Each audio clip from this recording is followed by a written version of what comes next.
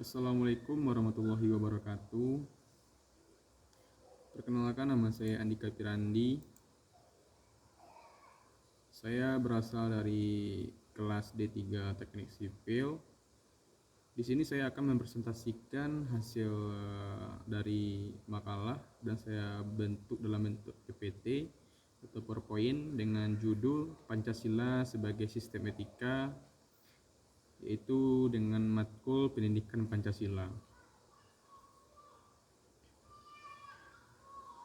Sebelumnya saya mengucapkan terima kasih atas kehadiran Allah Subhanahu wa taala yang mana Ia telah memberikan saya kesehatan dan kesempatan sampai saat sekarang ini saya masih bisa diberikan kesehatan.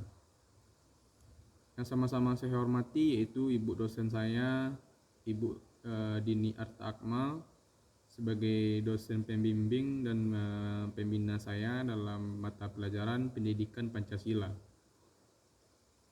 Baiklah, di sini saya akan mempresentasikan dengan judul Pancasila sebagai Sistem Etika.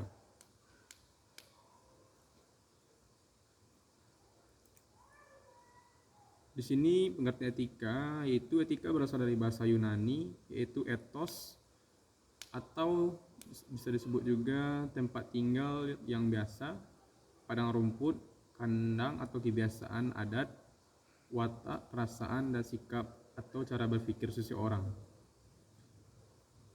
Atau etos juga bisa diartikan itu ilmu tentang segala sesuatu yang bisa dilakukan ilmuwan tentang adat kebiasaan.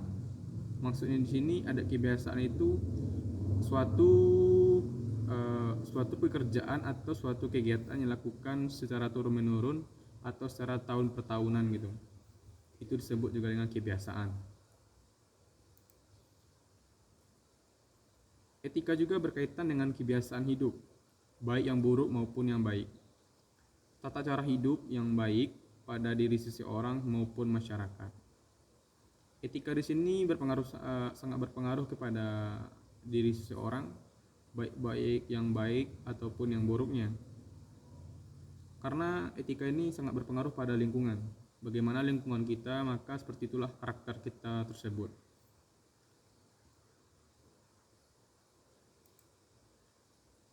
Etika itu memiliki dalam arti dua, yaitu yang arti luas dan arti umum. Luas yaitu ilmu yang membahas tentang kriteria baik dan buruk.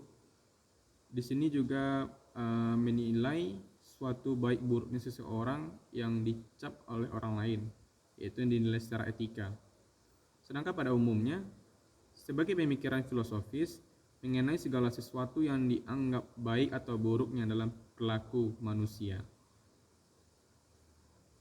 Atau bisa disebut juga pada pengertian umumnya keseluruhan perilaku manusia dengan norma dan prinsip-prinsip yang mengatur disebut moralitas atau etika. Moralitas itu suatu kriteria atau suatu sifat seseorang yang berkaitan baik atau buruknya. Baiklah, lanjut. Etika memiliki perbedaan antara etika dan etiket. Dari segi maknanya, makna hakiki, etika berarti moral, sedangkan etiket lebih mengacu pada pengertian sopan santun dan adat istiadat. Dan perbedaan yang selanjutnya yaitu asal usul kata. Etika berasal dari kata ethos atau bahasa Yunaninya kerja. Sedangkan etiket berasal dari kata etiquette.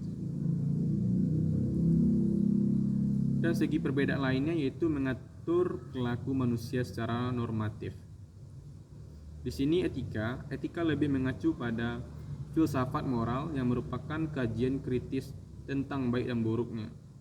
Maksudnya di sini yaitu hanya menilai seseorang baik buruknya saja gitu, bukan tentang hal-hal yang lainnya. Beda dengan etiket. Etiket mengacu kepada cara yang tepat yang diharapkan serta ditentukan dalam suatu komunitas tertentu. Maksudnya di sini seperti kebiasaan adat gitu. Bagaimana kebiasaan seseorang di daerah tertentu, maka disitulah kita melakukan hal yang sama juga. Karena disitu lebih mengandung kepada adat istiadat yang disebut juga dengan etiket.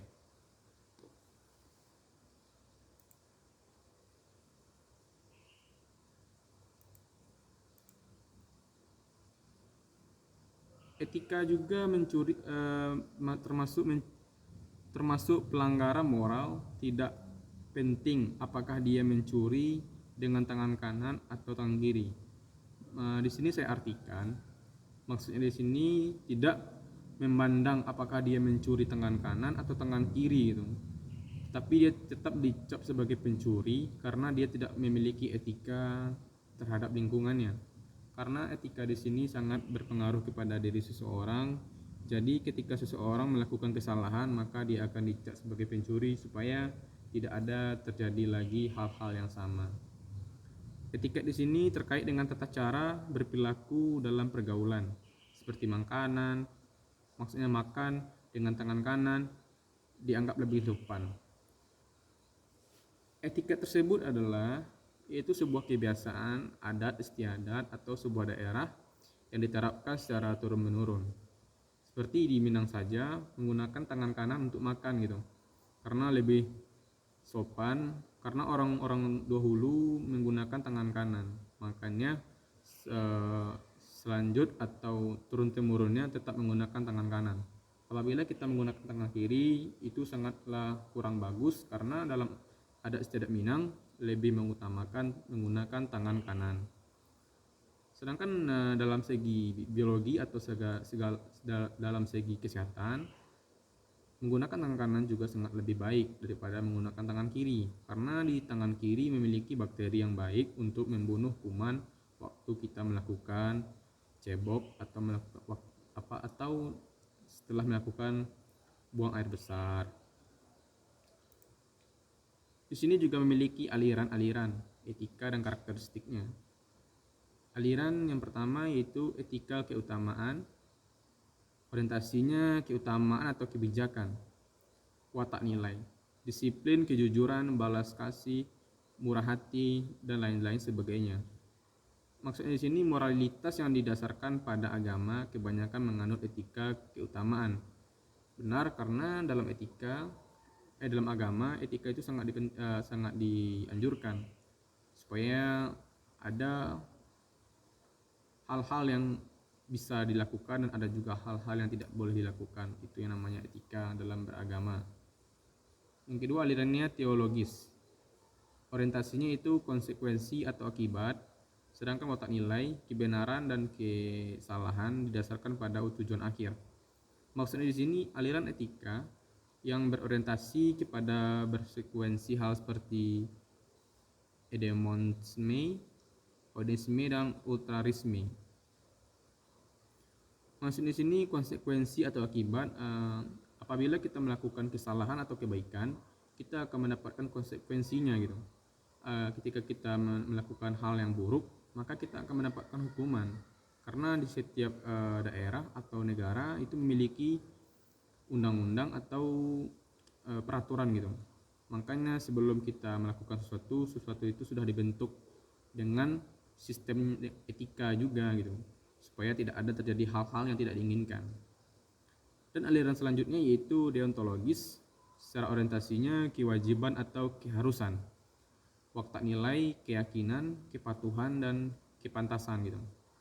Maksudnya di sini pandangan etika yang mementingkan kewajiban seperti halnya pemikiran Immanuel Kant yang terkenal dengan sikap imper kategoris, pembuat baik dilakukan tanpa pamrih. Kewajiban dan keharusan di sini maksudnya itu kita wajib melakukan apa yang ada di adat tersebut. Karena kita dalam Minang, saya sendiri, Dima bumi pijak situ langit junjung. Apapun yang ada di daerah tersebut yang kita temui atau tempuhi, kita harus melakukan kewajiban dan keharusan supaya kita bisa menyesuaikan diri dengan daerah tersebut.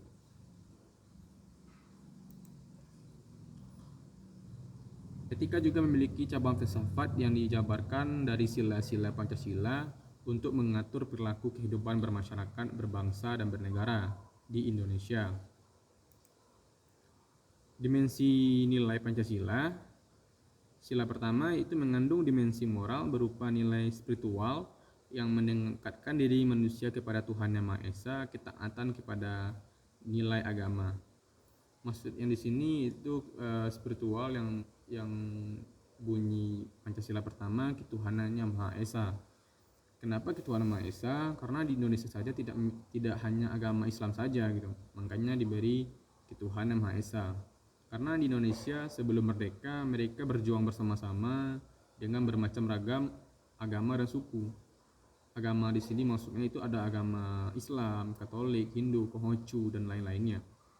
Jadi ketika kita membuat suatu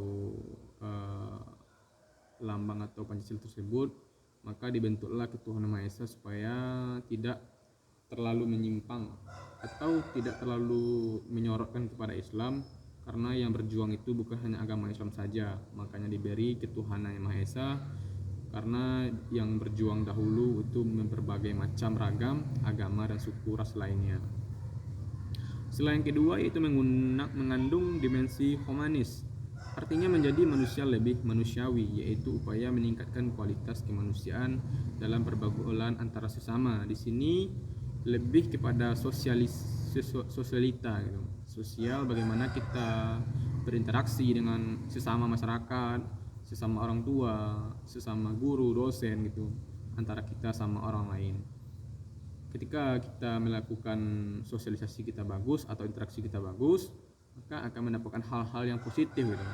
Tapi ketika kita tidak memiliki sosial yang kurang bagus, maka lebih baiknya kita perbaiki lagi bagaimana kita secara bersosial dengan orang lain, supaya kita ada pendekatan dengan orang lain, karena itu hal yang sangat wajib sebenarnya sih, karena kita itu butuh manusia juga, karena kita tidak bisa hidup tanpa orang lain. Sila yang ketiga yaitu mengandung nilai solidaritas, rasa kebersamaan dan cinta tanah air. Sila yang ketiga ini memiliki makna yang saya bisa simpulkan, yaitu bergotong royong, bermusyawarah, dan hal yang lainnya gitu. Karena di Indonesia sangat terkenal dengan musyawarahnya. Apabila terjadi sesuatu permasalahan, maka akan dilakukan musyawarah atau mufakat untuk mencari suara yang terbaik supaya bisa memecahkan permasalahan yang terjadi. Dan kebersamaan di sini sama-sama dipikul dan sama-sama dijinjing. Apapun yang terjadi di suatu daerah, maka akan menjalin kebersamaan dan cinta tanah air supaya terjalin sesuatu yang baik atau yang lebih baik lagi. Dan sila keempat mengandung dimensi nilai berupa sikap menghargai orang lain maupun mendengar pendapat orang lain, tidak memaksakan kehendak kepada orang lain. Di sini kita tidak menegakkan ego. Maksudnya kita harus juga bisa mendengarkan pendapat orang lain, karena kita tidak bisa hanya memajukan atau mengangkat suara kita sendiri, karena kita butuh orang lain dan orang lain juga butuh kita. Makanya ada tadi mufakat supaya tidak ada kesalahpahaman. Sila yang kelima yaitu mengandung nilai mau peduli atas nasib orang lain, kesediaan membantu kesulitan orang lain. Di sini sangat penting bagi sesama, karena di Indonesia saja atau di daerah kita sendiri tidak mungkin kaya semua, pasti ada orang kaum miskinnya gitu.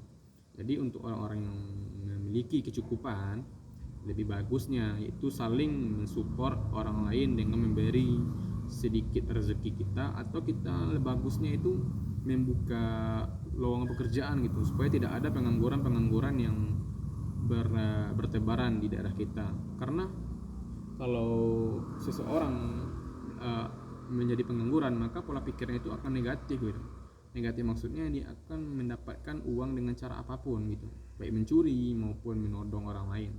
Maka alangkah baiknya kalau kita memiliki suatu lapangan pekerjaan, alangkah baiknya dibuka saja supaya orang-orang yang di daerah kita sendiri bisa bekerja dan bisa melakukan hal-hal yang positif untuk kedepannya. Mungkin itu saja yang dapat saya simpulkan dari sila-sila yang 1-5 tadi.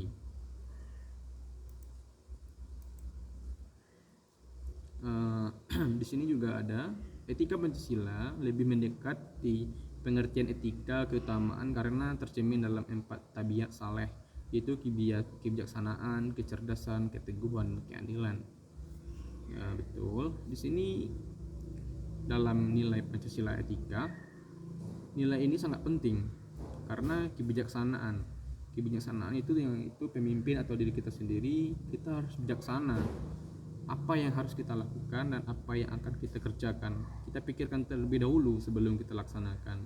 Bijaksana dalam memilih mana yang benar, mana yang betul, mana yang harus didulukan, mana yang harus ditinggalkan. Kecerdasan atau kebijaksanaan tadi. Lanjut, yaitu kesederhanaan. Kesederhanaan ini yaitu kita sederhana dalam kehidupan kita sehari-hari supaya tidak ada mencerminkan nilai-nilai etika yang kurang baik atau dicap orang sombong karena kita tidak tahu apa yang dipikir pada orang lain. Itu lanjut, keteguhan dan keadilan. Kita harus adil, apalagi terhadap diri kita sendiri. Adil dalam berbicara, adil dalam bertindak, adil dalam membagi waktu. Makanya etika itu sangat penting, apalagi buat diri kita sendiri. Itu sangat jauh lebih penting daripada orang lain, karena buat kita sendiri aja belum mempunyai etika, bagaimana buat orang lain gitu. Makanya kita memberi contoh buat untuk diri kita terlebih dahulu, maka orang lain akan mencontoh dengan sendirinya tanpa kita sadari gitu.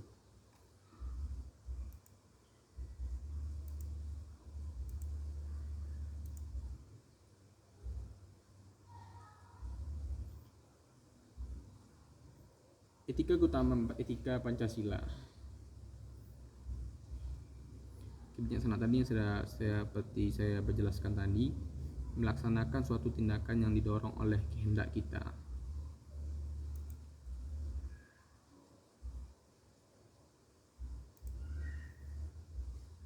Di sini juga ada urgensi Pancasila sebagai sistem etika. Pertama, banyaknya kasus korupsi yang melanda Indonesia sehingga dapat melemahkan sendi-sendi kehidupan berbangsa dan bernegara. Ini mungkin sudah tidak asing lagi bagi telinga kita. Korupsi di mana-mana. Itu mungkin kalau saya simpulkan itu sudah sebuah kebiasaan atau sudah bilang adat juga sih. Kenapa? Karena itu adalah kebiasaan yang tidak bisa dihilangkan gitu. Kenapa tidak bisa dihilangkan? Ketika akar-akarnya masih melakukan korupsi atau melakukan kejahatan, maka tidak akan bisa dibinasakan gitu. Makanya di Indonesia ini sangat sulit untuk dihilangkan, apalagi hukumnya tidak terlalu berat, jadi orang tidak terlalu takut untuk melakukan korupsi. Yang kedua, masih terjadinya aksi terorisme mengatasnamakan agama sehingga dapat masuk semak toleransi dan kehidupan antar umat beragama dan meluluhkan semangat persatuan dan mengacam di integritas. Terorisme ini sangat berbahaya juga sih, karena dia sangat berpengaruh kepada dua buah kubu atau kubu agama-agama tertentu. Biasanya ini sangat dia tekankan kepada pemimpin supaya terjadi perperangan atau perpecahan antara agama. Jadi kita harus menangkap informasi itu harus kita saring dulu sebelum kita bagikan, karena ini sangat besar pengaruhnya. Yang ketiga yaitu masih terjadinya pelanggaran HAM dan kehidupan bernegara. Ini mungkin banyak sekali ya kasus-kasus HAM yang terjadi.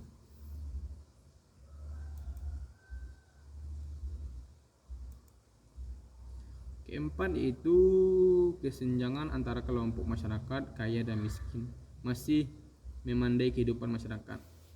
Ini mungkin sudah lama juga sih kasus seperti ini, kesenjangan antara kaum miskin dan kaum kaya. Apalagi zaman sekarang kan banyak orang mengonten kan orang miskin gitu supaya dia bisa mengangkat dirinya sendiri. Padahal kalau saya nilai pun itu kurang bagus juga sih, kecuali ketika dia bikin konten orang-orang membantu, hasil dari kontennya itu diserahkan kepada orang lain gitu, maksudnya kepada orang yang membutuhkan, bukan kepada dirinya sendiri. Tapi malahan kebanyakan artis-artis sekarang itu dia bikin konten, dia memberi sedekah yang tidak seberapa dengan hasil kontennya, dan hasil kontennya itu buat diri sendiri gitu. Kalau saya menilai sih kurang acting atau kurang mantap juga sih gitu. Kalau dia ikhlas menolong orang lain, pasti dia serahkan semuanya. Tapi kita nggak tahu isi kepala orang semua kan. Lanjut yang kelima, ketidakadilan hukum yang masih mewarnai proses peradilan di Indonesia. Mungkin hukum di Indonesia sudah dari dulu kayaknya tajam ke atas, tumpul ke bawah. Maksudnya itu orang miskin ditindas, orang kaya dibebaskan gitu. Karena hukum di Indonesia ini gimana ya, susah untuk dijelaskan, tapi sangat lucu dilihatkan gitu.